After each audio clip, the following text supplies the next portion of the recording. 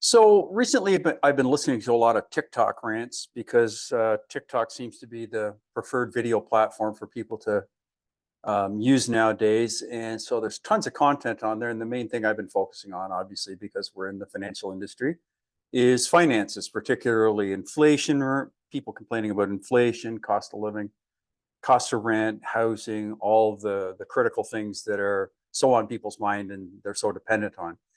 And I'm probably going to do some videos where I take some clips and like break down and give some comments on them.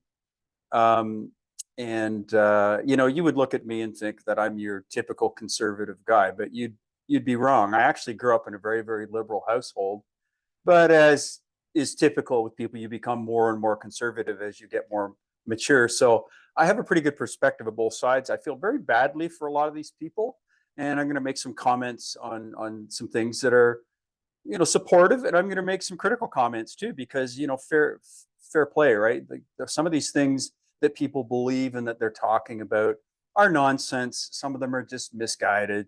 And to be fair, a lot of these people don't have any background in economics or finance and stuff, so they're grasping at straws to try to understand the problems that they're facing. They're angry at the corporations, they're angry at everything, and the anger isn't misplaced. It's just sometimes misdirected.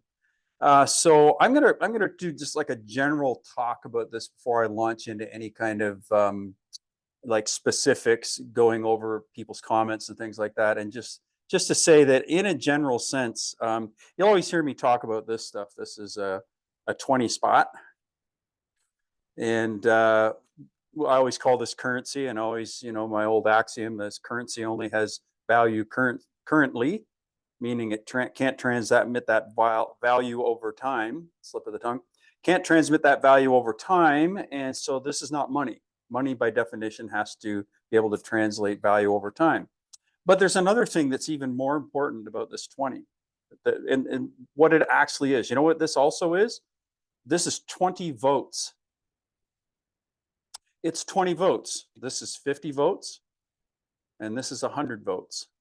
Now, the reason I say they're votes is because as much as we often take currency for granted, whatever you direct it towards, you get more of. You're literally voting for more of the thing that you give your dollars to.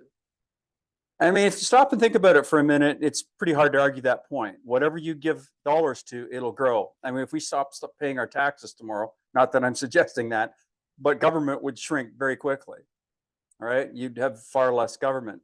Now, I'm not saying to do that. I'm just saying that would be an idiosyncrasy of not voting for the government. If you stop shopping at Walmart, there won't be a Walmart. You're voting for more Walmart. And unfortunately, many of us are pinned into these scenarios where we don't have a lot of choice about what we do. That's the liberal side of me saying, okay, I get it. There's some things you just can't help but vote for because you need them and there's no alternative.